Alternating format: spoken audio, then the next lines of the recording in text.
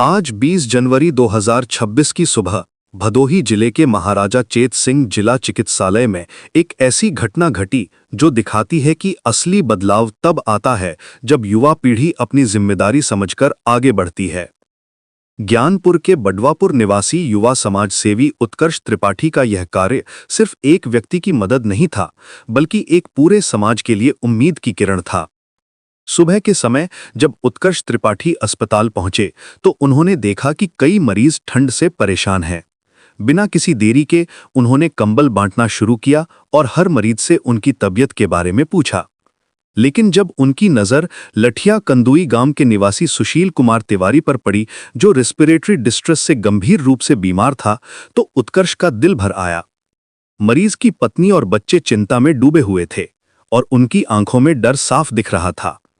उत्कर्ष ने तुरंत परिवार को आश्वासन दिया कि मरीज का बेहतर इलाज पीजीआई में कराया जाएगा। उन्होंने कहा कि इलाज के दौरान होटल में ठहरने के लिए निःशुल्क कमरा और भोजन की व्यवस्था भी की जाएगी तथा इलाज में किसी प्रकार की आर्थिक बाधा नहीं आने दी जाएगी। ये सुनकर परिवार की आंखों में उम्मीद की चमक आ गई।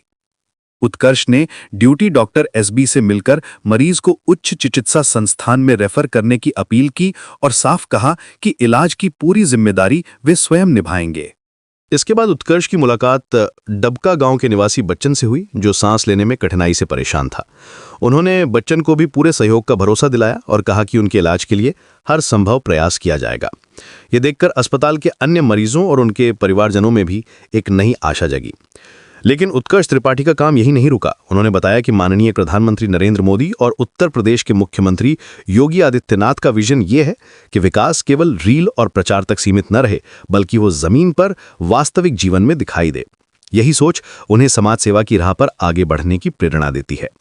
उनका मानना है कि लोकतंत्र की मजबूती केवल सरकार या जनप्रतिनिधियों की जिम्मेदारी नहीं है, बल्कि समाज के हर व्यक्ति को अपनी प्रतिबद्धता तय करनी होगी। तभी भारत एक बार फिर विश्वगुरु के रूप में अपनी प्रतिष्ठा स्थापित कर सकेगा। उत्कर्ष ने सभी जनप्रतिनिधियों और नौकरशाही से अपील की कि समाज का सही और संतुलित निर्माण तभी संभव है जब हर स्तर पर जवाबदेही और संवेदनशीलता होगी। उनका कहना है कि जनप्रतिनिधियों को जनता की वास्तविक समस्याओं को समझने के लिए उनके बीच जाना चाहिए। वहीं अधिकारियों द्वारा समस्याओं का समुचित समाधान न हो पाने का मुख्य कारण वर्षों पुरानी लापरवाही, अकर्मण्यता और घूसखोरी जैसी बीमारियां हैं। उत्कर्ष ने स्पष्ट रूप से कहा कि इन बुराइयों के खिलाफ लगातार प्रयास प्रधानमंत्री मोदी और मुख्यमंत्री योगी द्वारा किए जा रहे हैं, लेकिन इसका स्थायी समाधान तभी संभव होगा जब भ्रष्टाचार के विरुद्ध कठोर कानून और प्रभावित जवाबदेही व्यवस्था लागू की जाएगी। उनकी आवाज में दृढ़ता थी जब उन्होंने कहा कि भ्रष्टाचार के खिलाफ सख्त कानून की जरूरत है। सबसे भावुक क्षण तब आया जब उत्कर्ष ने अपने व्यक्तिगत संकल्प के बारे में बताया। उन्होंने कहा कि वे हर उस व्यक्ति की समस्या का समाधान का प्रयास करेंगे जो उनके पास उम्मीद लेकर आएगा, चाहे इसके लिए भदोही से लेकर लखनऊ तक ही क्यों न जाना पड़े। उनकी आंखों में दृढ़ संकल्प था जब उन्होंने बताया कि उनके पिता ने उनसे भदोही और भदोही की समस्याओं के समाधान के लिए वचन लिया है और वे अपने पिता के सपनों को पूरा करने के लिए निरंतर प्रयासरत रहेंगे।